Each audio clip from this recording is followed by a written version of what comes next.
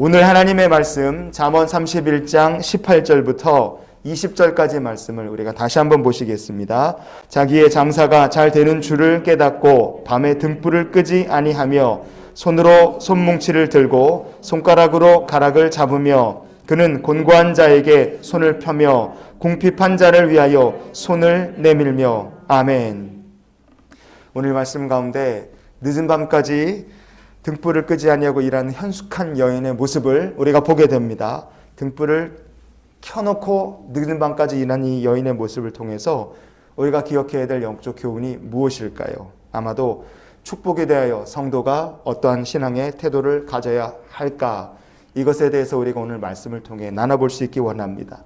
오늘 말씀을 통해 우리를 향하신 하나님의 마음을 나누는 시간이 되기 원합니다. 자, 첫 번째로 하나님이 주실 축복에 대해서 성도가 어떤 신앙의 태도를 가져야 하겠습니까? 그것은 복을 맛보고 누리는 자가 되어야 한다는 것입니다.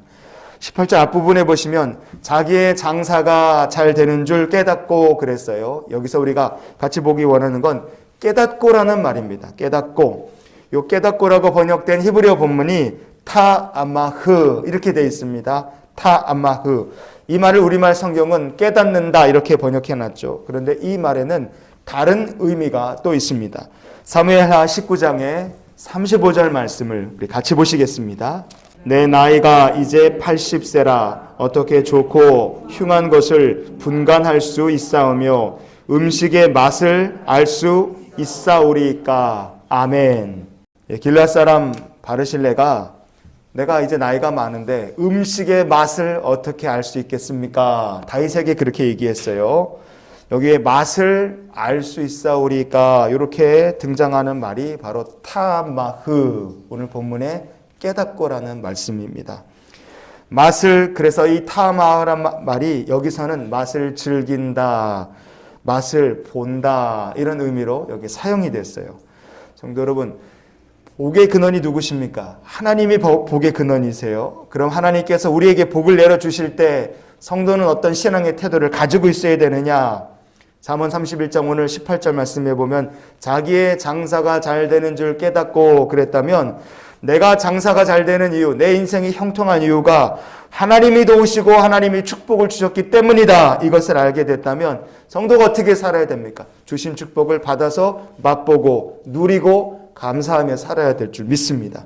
그런데 자기 자신만을 위해서 누리고 맛보고 참 즐기면서 자기 혼자서 모든 것을 독식하며 살아야 되느냐? 그렇지 않죠. 성도의 복에 대한 두 번째 태도가 필요합니다. 하나님이 주실 축복에 대해서 그럼 성도가 어떤 신앙의 태도를 지내야 되느냐? 두 번째는 세상을 향한 축복의 통로가 되어야 한다는 점입니다. 오늘 본문으로 다시 돌아가시면 늦게까지 일하는데 현숙한 여인이 어떻게 일합니까? 손으로 손뭉치를 들고 손가락으로 가락을 잡으며 그랬어요. 불까지 켜놓고 열심히 일하는 모습을 볼 수 있죠. 그런데 그렇게 열심히 일한 이 현숙한 여인의 일의 결과가 누구를 향해 어디를 향해 갑니까? 20절을 같이 봅니다. 그는 곤고한 자에게 손을 펴며 궁핍한 자를 위하여 손을 내밀며. 아멘. 현숙한 여인의 일의 결과는 하나님을 향하고 곤고한 자를 향하고 궁핍한 자를 향한다는 것을 우리가 여기서 볼 수 있어요. 현숙한 여인은 하나님께서 주신 축복이 있다. 그러면 기꺼이 하나님의 인도하심에 따라서 축복을 흘려보내는 삶을 살았다는 뜻입니다. 여러분, 이렇게 하나님께서 주신 축복을 받아서 누리고 나만을 위해 모조리 움켜쥐는 삶이 아니라 흘려보낼 줄도 아는 하나님의 백성이 되실 수 있기를 축복합니다. 그렇게 사는 것이 복의 통로가 되는 길이고 하나님의 백성의 사명을 감당하며 이 세상을 사는 길인 줄 믿습니다. 그러면 이렇게 축복의 통로로 주신 축복을 흘려보내는 인생이 되면 하나님께서 그 성도에게 어떤 복을 주시느냐? 아주 세상에서 제일 큰 복을 주세요. 그래서 축복의 통로로 사는 성도의 삶을 성경은 이렇게 말씀합니다. 시편 34편의 8절 말씀으로 오늘 말씀의 결론을 삼기 원합니다. 너희는 여호와의 선하심을 맛보아 알지어다. 그에게 피하는 자는 복이 있도다. 아멘. 이 시편 34편은 다윗이 자기가 전적으로 판단 실수하고 어리석은 일에서 블레셋 왕 앞으로 자기 발로 잡혀 들어갔을 때 지은 시입니다. 그런데 정말 인생에서 가장 최악의 쓴맛을 맛보아야 될 그 순간에 다윗은 하나님께 주시는 선하심을 맛보고 무사히 풀려서 나올 수가 있었어요.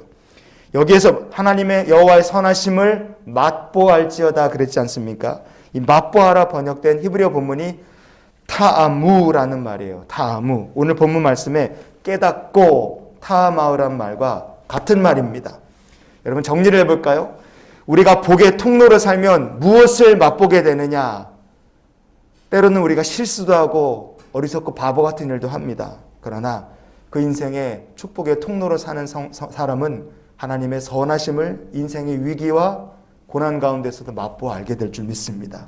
그러면 무엇을 깨닫게 되느냐? 하나님께 피하는 인생이 복이 있고 하나님이 붙드시는 인생이 형통하다는 것을 알게 될 줄 믿습니다.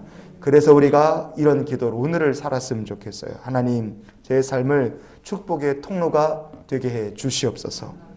우리의 삶이 축복의 통로가 되어야 됩니다. 왜냐하면 성도는 세상을 복주라고 하나님이 세우신 왕같은 제사장들이기 때문에 그래요. 오늘 우리의 삶이 항상 하나님의 축복이 되고 어디를 가든지 무엇을 하든지 하나님의 선하심을 맛보아 누리는 귀한 하루가 되시기를 주님 이름으로 축원을 드립니다.